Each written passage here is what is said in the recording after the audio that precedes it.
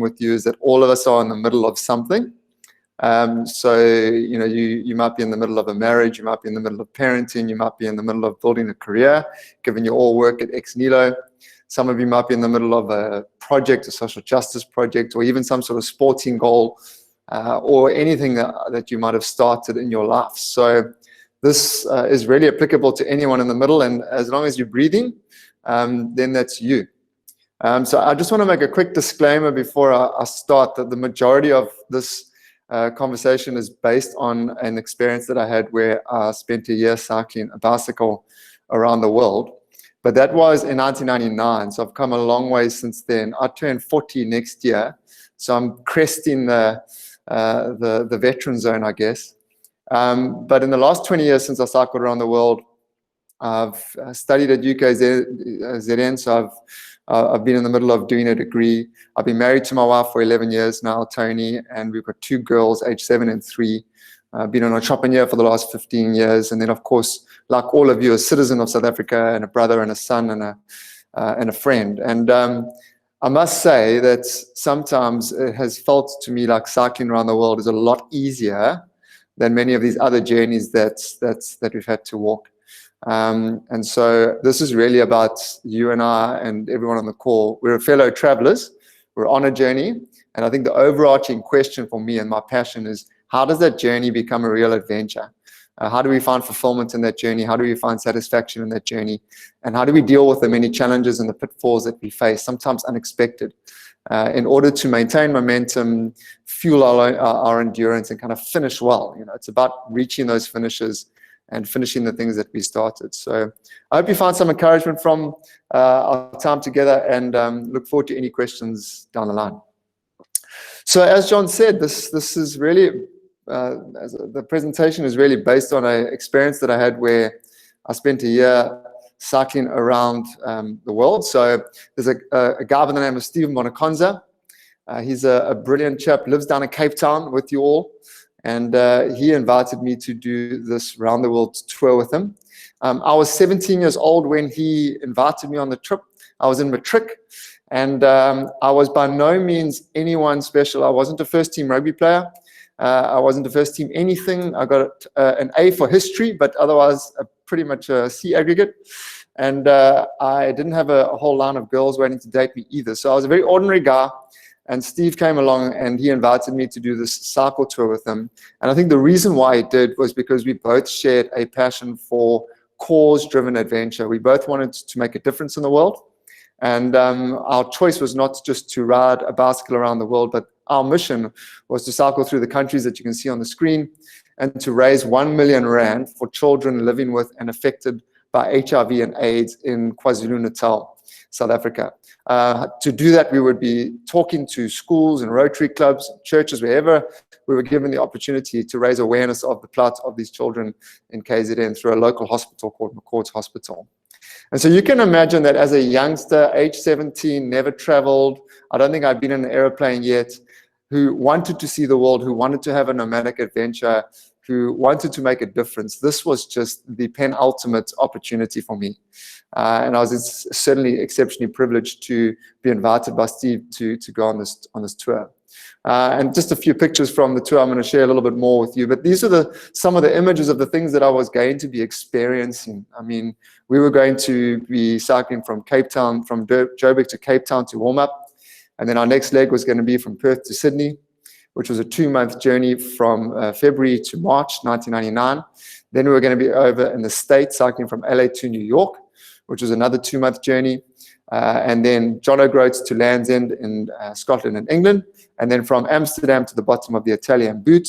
And then from Cairo all the way back down to Johannesburg to finish off the cycle tour in Johannesburg on the 18th of December.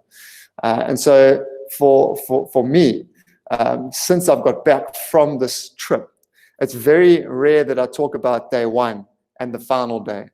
The start and the finish were exceptionally significant, but the middle is where this whole story was written. This is ultimately where we had to deal with the highs and lows of the cycle tour. It's where we had to navigate many challenges from a relational point of view or just from an environmental point of view. But the middle is where it all happened. and we had to navigate the middle together in order to reach the finish. And so I guess the opportunity for me and the kind of privilege that I had as a youngster, as an 18-year-old cycling around the world, was that I got taught what I call middle intelligence. I got taught what it means to take on an ambitious goal and navigate the middle in order to get there. So, John, I think the key thing here is that for me, the middle is really about this definition. It's the territory that we all have to navigate in pursuit of our goals. And so all of us, as long as we pitch up on a start line, we're staring down the middle, and we have to navigate that middle in order to reach the finish. And every single one of us as human beings are designed for the middle. In fact, I like to say that we as human beings are actually designed for tough terrain. If we recognize the fact that we're designed for tough terrain, then we will believe in ourselves and in our ability to navigate whatever we face in the middle, so that we can reach the finish. But that's the story. That's the story that we write. We write our story in the middle on a daily basis. We're in the middle. We're writing the story. And all of us have got goals that we are working towards. And I really just want to see people finish well and maintain that momentum towards the end. So just to let you know a little bit about what I'm going to be sharing with you today, at some point I realized that for the 15 years following the cycle tour, I was sharing very similar stories from the tour, and I was linking it to my marriage, I was linking it to career building, I was linking it to entrepreneurship. And at some point I sat down, probably about 4 years ago, and I said to myself, I need to consolidate these stories and I need to put them into some form of book. And so what I did was I basically took the 7 stories that I was talking about the most, and I put them down on a piece of paper. And so what you see in front of you is the 7 key insights for navigating the middle. And this is essentially the middle intelligence framework. And you can see that there's a day which is related to the story of the tour, and on that, what happened on that particular day and around that day. And then each day is associated with an insight. And that insight is really about the applicability of that story and of that day into everyday life, the stuff that we face as human beings on a daily basis. The book that John mentioned has actually got 8 chapters, so there is an additional story and insight that I added after I'd finished the course. But today, what I just wanted to share with you is a couple of those first insights there, day 5 and 6, and potentially even 3:15, as a way to just enable and encourage you to find more capacity and more joy and fulfillment in navigating the middle. And ultimately, no matter where you're at in life right now, to kind of keep going and to maintain that momentum towards the goal. Great. So I'm going to start with day 5. And day 5 is that first insight that you see on the middle journey. And as I mentioned, I was super excited about this trip. If you see on the 31st of December 1998, there's me, 17 years old, young, completely inexperienced, no idea what I'm getting myself in for, but expectation, anticipation, ready to go, ready to see the world. And the first day of the tour started on the 1st of January from Bedford View Methodist Church in Johannesburg. And we were on the radio that morning with a DJ by the name of Mark Gilmore from 5FM. We had been on the news. And so for day 1 and even day 2, 3, and 4, we were immersed in the overarching kind of excitement of this tour. People had seen us on the news. Some people had heard us on the radio, so they would stop.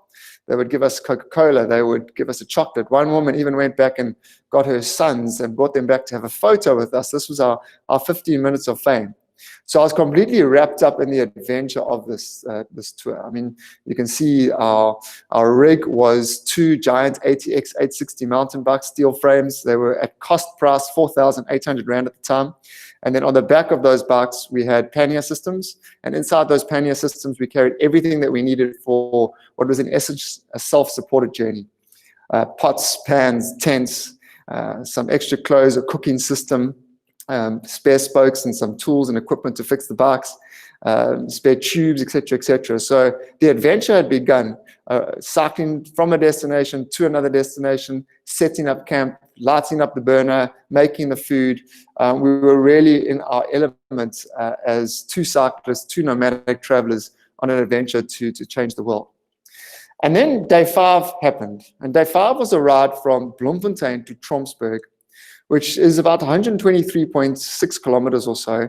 And it was also the first day that we would be leaving the back roads from Johannesburg through to Bloem. We had cycled pretty much the back roads and entering onto the N1. And it would be the N1 that would take us all the way down to Cape Town. We're pretty much there before we turned off to head through Wellington and Ceres.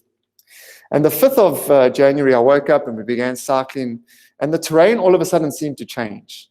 The weather was exceptionally hot. The water was getting quite warm in the bottles. And for the first 10 or 15 kilometers, I realized something was different in my body. And after 30 kilometers, I was struggling. I wasn't able to move the bike forward fast enough. We weren't taking any ground. Nobody was stopping and giving us Cokes and chocolates anymore. And it just became an incredibly tough day. But this was the first day where all of a sudden I started to have severe doubts about my ability to reach Tromsburg, let alone cycle around the world. And it was the first moment when I stopped and I realized exactly what I had signed up for. And all of a sudden, the chasm between my expectations for this tour and the actual reality of what I was facing was so wide and so vast that I was consumed with such a severe doubt around my ability and also around the wisdom in making this decision in the first place. And so I had to labor through some incredibly negative emotions in order to move towards Tromsburg. And a few times, admittedly, I actually just stopped and I put my bike down on the ground and I said, I don't think I can do this. I don't know if I can even cycle to Tromsburg. To picture having to do this for 365 days, all of a sudden was beyond comprehension. And eventually, I managed to pick the bike up and get back on the bike. And my decision was to just keep going, to just move the bicycle forward meter by meter. And no matter how long it took, I was going to get to Tromsburg. And Steve and I, I'll never forget the moment when we rolled up into Tromsburg and we came up off the off-ramp and we just sat with our heads on our handlebars, saying nothing for about 10 minutes after an incredibly excruciating day, and then lifting our heads and moving into Tromsburg. And so the little insight that I like to share with this is that every single start that we face as human beings is followed by a day 5. And I say that because ever since the tour, I've pitched up at many other start lines. As I said earlier, the start line of my marriage, the start line of my parenting, the start line of my career, the start line of my entrepreneurship, the start line of a project or even a sporting goal. And every single one of those projects, every single one of those starts has been followed by a day 5 moment when the expectation for the journey and the reality don't line up. And I'm sure that you all agree, it might not have been 5 days after the start, but at some point we hit that space where we are consumed with doubt around whether or not this is what we should have signed up for, or whether or not we've got what it takes to actually move towards the finish. And my insight in those moments has been to keep going. Momentum is absolutely your friend. And I think every single moment where I've hit a day 5 and I've entered into a victim mentality and thrown my hands up in the air, I'll just find myself, like those moments on the 5th day of the cycle tour, standing on the side of the N1 with nowhere to go. And so momentum is our friend as we hit these day 5 moments, because if we maintain our momentum, what that does is it pushes us into different space. And as we go into different space, we can start to make decisions and we can start to deal with the situations that we face in the midst of our day 5 moments and ultimately pop out into better space. And so one of the things that I've just found quite helpful that I wanted to share with you today is this idea of articulating what your day 5s are. And so my encouragement to you is really to do 2 things today. And number 1 is just to be aware of what the day 5 factors that you are facing right now. What are the day 5s that are standing in your way? And for many of you, you might be in a space where you're in a proper day 5 moment, and those things are derailing your journey. They're causing you to lose momentum. They're causing you to want to give up. Just stop and ask yourself, what are my current day 5s? Which of those day 5s have I got influence over that I can perhaps do something about? Which of those day 5s are completely out of my control? But being proactive about articulating them and being proactive about developing momentum in the midst of those day 5s is key to making sure that you don't stop and cease the journey that you're on and mitigate your ability to reach the finish. And that second question is also important because I've found that over my life, There's certain day fives that when they keep cropping up, they seem to derail me and cause me to want to throw in the towel. So for example, as an entrepreneur, every time I'd hit a cash flow challenge or a financial challenge, it would derail me.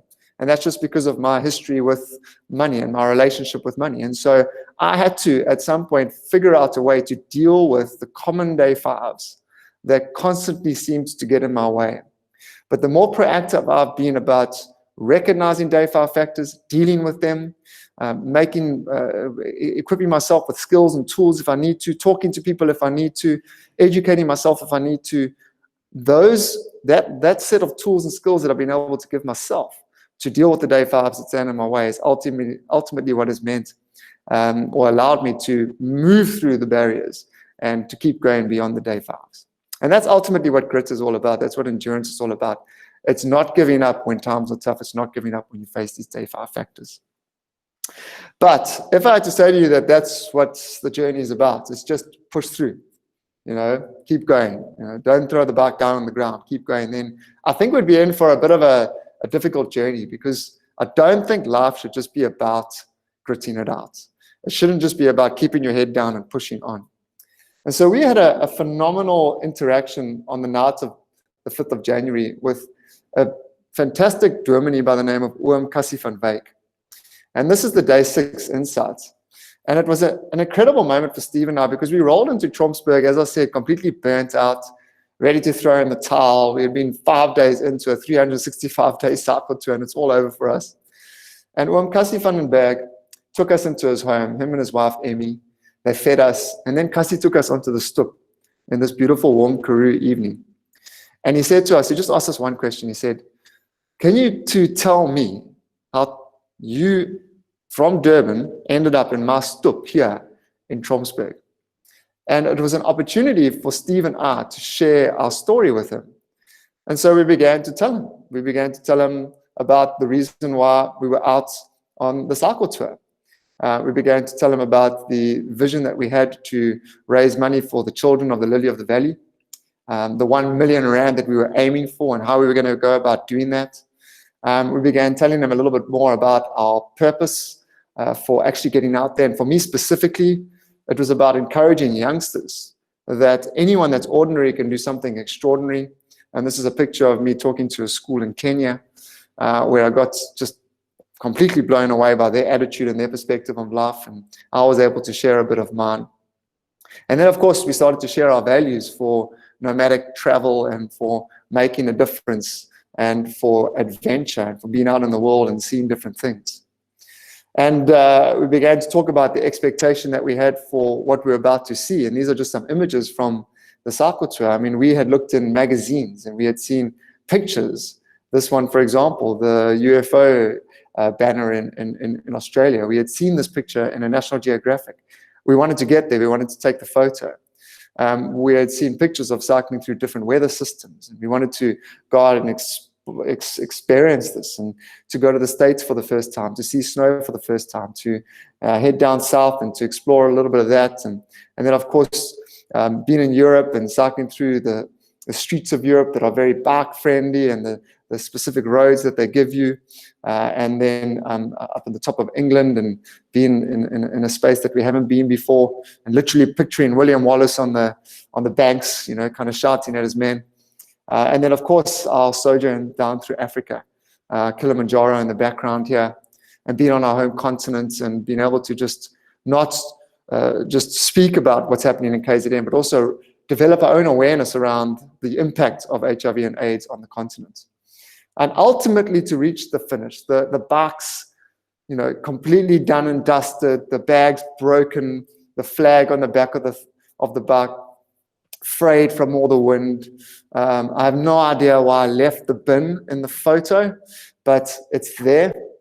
And I need to Photoshop that thing out. But here's the point, is that what Cassie did is he gave us the opportunity to reconnect with our story. And what I was fascinated with is that in the midst of the tough terrain of day 5, I forgot all that stuff. It all disappeared. The vision and values and the purpose of the cycle tour disappeared.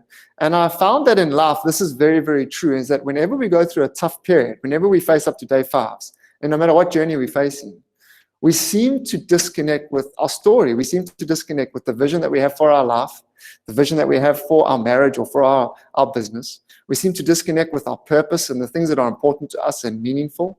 And we also seem to disconnect from our core value sets. And what happens is that we end up just burnt out and spinning around on a hamster wheel. And it's so important for us as human beings to take the pause and to, at some point, do what I call sit on kassie stop. Disconnect from the hamster wheel and to ask ourselves these questions. Who am I? What is my story? And how does that story fuel my endurance? What's important to me? Where am I going? Where am I heading? What are some of the values that I need to draw from? And I guess the kind of key questions that I want to leave you with the day 6 insight is this: is how does your story fuel your endurance? Have you ever thought about the key factors of you and who you are and your current story, and the reasons why you started what you started, and the values that you bring into what you do on a daily basis?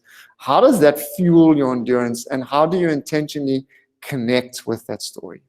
Because those 2 questions are critical, and that activity is a critical activity that supports your ability to maintain momentum and to reach the finishes that you have set out for yourself.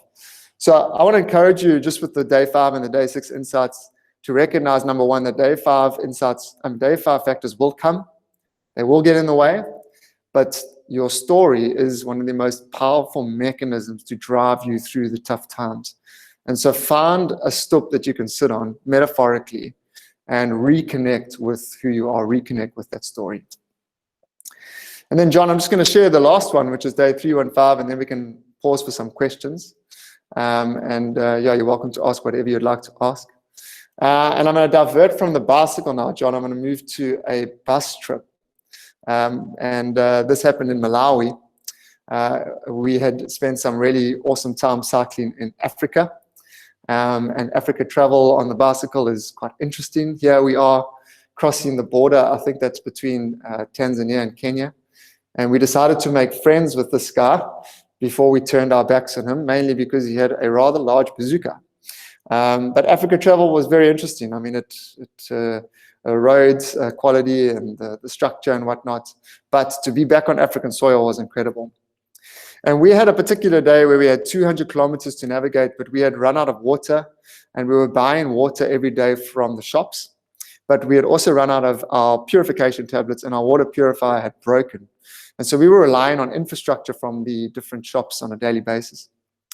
And on this particular day, we cycled through a small town called Koronge, and we couldn't find any water, and we couldn't find any purification tablets and whatnot. And so we decided that 200 kilometers down the road was a small town called Mzuzu that had a bit more infrastructure, that we could go and fix our equipment and buy some more stuff that we needed to make sure that we could ensure that we were drinking clean water.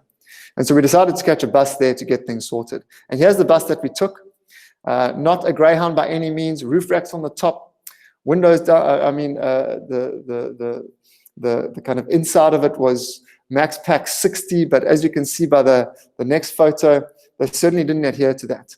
And people and chickens and livestock and kids and goats and whatnot were coming out of the bush everywhere and entering onto the bus. And so eventually there was just a huge bus full of all sorts of people and wildlife, and a mound of luggage on the top of this bus.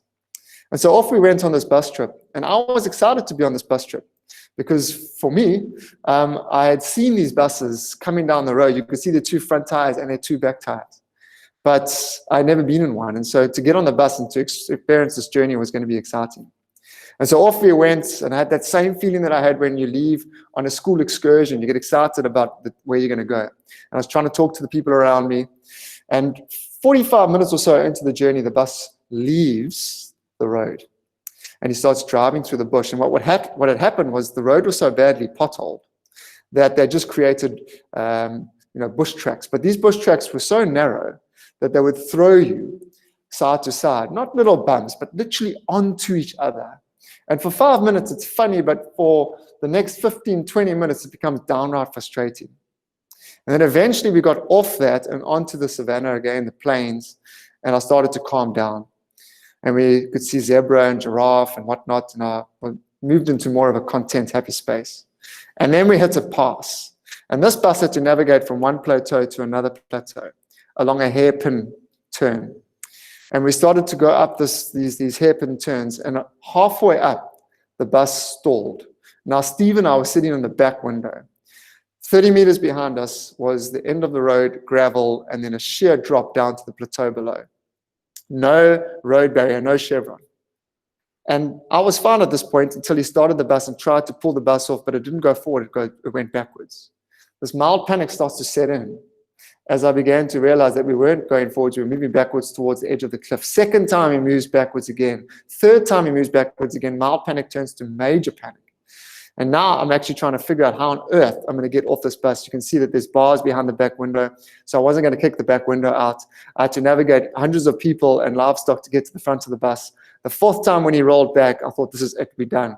2 guys cycling around the world die on a bus. Can you imagine the press behind that? Can you imagine the story that would follow us? That we effectively were cheating when we died.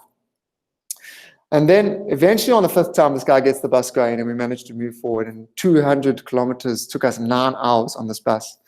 And the point of my story is this, is that I experienced a range of emotions on that bus, from being excited for the journey, to being frustrated, to being content, to being fearful.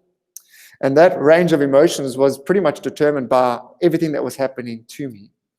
But the interesting thing is that I had this surreal moment on the edge of the cliff, perched on that precipice about to die, where I was panicked, looking for my way to get out. And next to me, a local woman from Malawi who was sitting next to me the whole way, she actually started to breastfeed her child. She just sat next to me and she was calm. She was breastfeeding her child. And there's me freaking out. And the difference between me and her was the way that we saw the situation. Whether she'd been on the bus 100 times, I don't know. But her and I saw the situation completely differently. And our perspective of the situation yielded the emotions that we brought into that situation. And so I share this particular insight because it's not the environmental circumstances that determine our emotions. It's the way that we see our situation that determines our emotions. And the insight for me in every single middle that I've walked is that whatever I focus on expands. And I have to protect my perspective. If I focus on negative things, those things expand and they consume me and they almost become my reality. If I focus on good things, those things expand and they become my reality. I'm not saying that we need to be ignorant of the tough things that are out there, but my ability to navigate the cycle tour on a daily basis and reach the end was fought not only in my physical body and what I was able to do by pushing the bicycle forward, but it was fought in my mind as well. And by being very clear on auditing what I was allowing my mind to focus on a daily basis. And so I think the key question that I want to leave you with here on the day 315 module is simply this. It's what can you focus less on and what can you focus more on? And I know that during COVID-19 especially, this has been a big deal for us as we've spent too much time consumed on certain things that end up creating negative emotions in our lives. And those negative emotions can derail and stop the momentum that we have as we move towards the finishes. If we can audit our perspective and choose very carefully the things that we will pay attention to, that then supports our ability to maintain momentum and to move forward towards our goals. And so that day 315 question, just leave that with you. And John, I'll come over to you now. And I think just to say, for me, middle intelligence is about creating an ecosystem in your life. It's about creating an endurance ecosystem that, as you can see, relies on 7 or 8 different things. I've just shared 3 of them. And to summarize those 3, recognize the fact that a day 5 will come. Draw from your story whenever you face tough times, because the story is what maintains your momentum, it fuels your endurance. And then audit your perspective on a daily basis to make sure that your focus is in the right place. The other 4 down there, we can talk about at some other points. But hopefully, by deploying this kind of framework to develop the middle intelligence, that will then support your ability to keep going on a daily basis and to navigate the many things that you face up to and ultimately reach your goals. So, John, I think I'm going to pause here and just check if there's any questions about anything that I've shared. And yeah, we can take it from there. Brilliant. Thanks so much, Travis. I wish we could give you kind of a virtual massive round of applause, because that was really fantastic. Thank you very much for sharing. And that was really just a glimpse into some of the lessons and insights that you obviously had over the time that you were traveling. And I'm lucky enough to have a copy of the book, so I've seen some more of that, and it really is quite inspiring. So thank you very much. So I think we can take some open floor questions, maybe, if people want to sort of just pop in. There are a couple of questions that I know Monique's been tracing on the Mentimeter app. So just a point about that, if we don't get through all of those, I'm going to send those on to Travis as well to consider, and he can maybe just send us back a kind of almost a FAQ response to those, which we can share afterwards. But for any live questions, happy to hear from the floor. I certainly have one as a backup in case. Cool.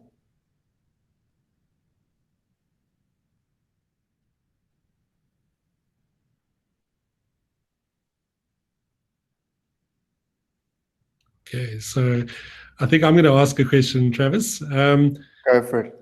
Is it possible to build immunity to a day 5? I mean, or do we just need to accept that these things happen and you have to kind of learn more about how to adapt?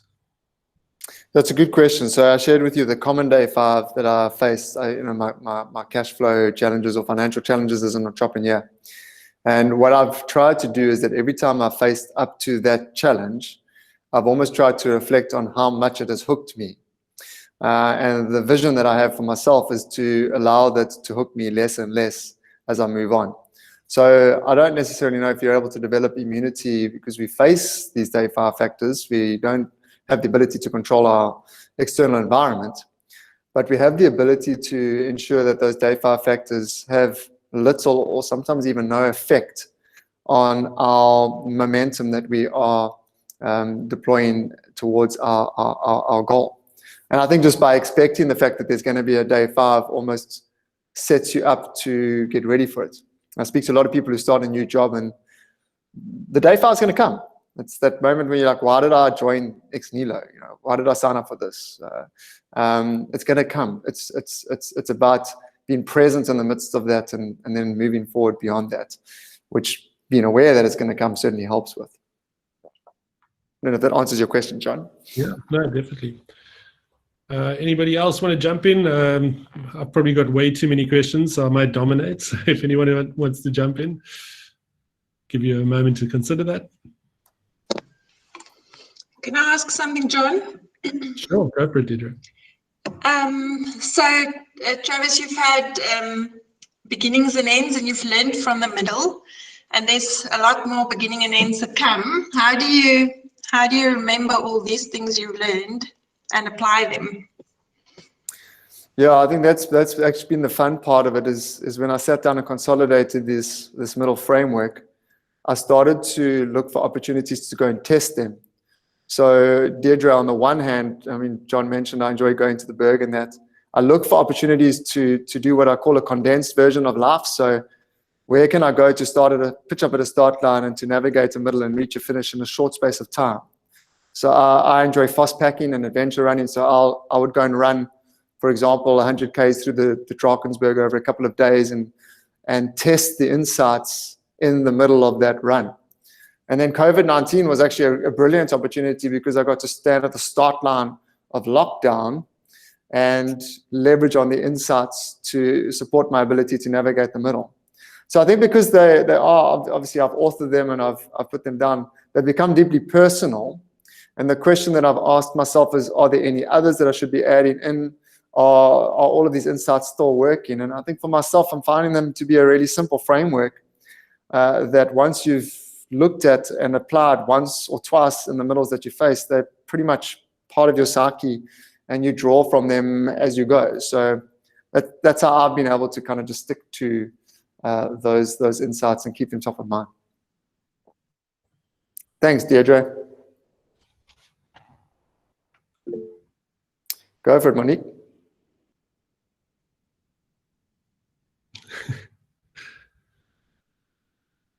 Mo, are you going to share some of those questions? How big do our goals need to be inspiring? So I don't think, yeah. I don't think an inspiring goal is determined by the size of the goal. So, you know, and that's why I shared that disclaimer. The cycle tour was obviously a very big goal. A goal is inspiring if it has meaning for you. And if you can see that your goal is an expression of who you are, if you can see how that goal links to the vision that you have for your life or a particular area of your life, or even your purpose, or even a core value, that's what makes it inspiring. And I think that the middle is dedicated to anyone who wants to set a goal and reach it. And what I love about hearing other people's goals is no matter what size that goal is, when they talk about it, and they literally shine when they talk about it, they literally emanate a strong desire to reach that goal. That for me is what makes the goal inspiring. And my goals and your goals will be different. But a goal is inspiring based on who you are and why you set it in the first place. Small goals are great as well. It's great to celebrate small goals and teach ourselves what it means to reach them. Thanks, Monique. Nice question. Okay, we still have a few more minutes. We don't have to go the full length, but we can just see if there are any more questions. I'll throw one more at you, Travis, and that'll be my last one. Oh, hang on. There's Monique's got another one for us. Oh, easy one. When can we get your book? Yeah, can I address that one before that, John? Sure. Mm-hmm. I really, because that one's an important one for me. In the last 20 years, I can honestly say to whoever asked that question, I don't think we navigate goals without at some point having some sort of doubt around our capability in achieving that goal. I know some people call it like imposter syndrome, where you just all of a sudden think, how on earth did I get here, and how on earth am I expected to reach this goal? So I want to go back to that original sentence that I said, you were made for tough terrain. Human beings were designed to navigate the middle. And I think it's a great opportunity when you do doubt your abilities to stop and to ask yourself, what can you do now? The worst thing to do when you're doubting your abilities is to think about the macro goal. And so if I go back to day 5, when I was doubting my abilities, what I did is I brought it down to saying, what do I need to do to just reach Trumpsburg? And that's one of the skills one of the tools that I use when I am doubting my abilities. What can I put my hand to now that will maintain momentum? Because at some point, you'll do something, or at some point you'll get to a place where all of a sudden you realize you've got what it takes. And we don't learn that we have what it takes unless we dive into situations that are going to stretch us beyond our comfort zone. So being connected to your story, it's simply about sitting down and going, what do I believe about myself despite what I'm thinking about myself? What are my values? What are my purpose? And how do I just bring those things into a small amount of actions now? Because then that will be deployed into a bigger journey as well. I hope that's answered your question. Cool. We actually have another one. Someone is asking, have you ever given up on a goal? Yeah, so in the book, chapter, 7, John, actually reflects on a goal of reaching the top of Mount Kilimanjaro. We were given the opportunity to summit Mount Kilimanjaro on cycle tour, and I gave up on that goal 2,000 or 3,000 feet below the summit. So yes, I have given up on a goal, and I guess it's divided into two, if I can be very brief. Sometimes I haven't had the ability to reach a goal. I have failed to reach a goal. And sometimes I've weighed up the goals that I'm chasing and realized that there's too many goals that I'm moving towards. I don't have the resources and capacity to reach all of these goals. I'm going to remove some goals from my landscape. And I think that's a wise thing to do. But if you do read the story of Mount Kilimanjaro, I think there's an incredible opportunity whenever we fail to reach our goals, to develop the middle intelligence that we need to succeed in exactly the same area that we failed in before. But failure can be a very powerful thing that keeps you from setting more goals and working towards them. So yeah, my answer is yes, but in 2 parts. We have another 2 questions, if that's okay. Yeah, fine with me. So, what? Sorry about that. Someone sneezed. So what happens when you find yourself stagnating just day to day, so you have no real goals? Yeah, that's a tricky space to be in. And I guess the first thing to do would be to sit on kasi stop and spend some time reconnecting with your story. And if you battle to do that on your own, it might be worth talking to some people around you.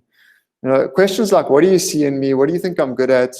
And then questions that you can ask yourself, you know, if I had no fear, if I had all the resources in the world, what would I do? There's certain things that sit within our soul, I believe, that just become dormant when we stagnate.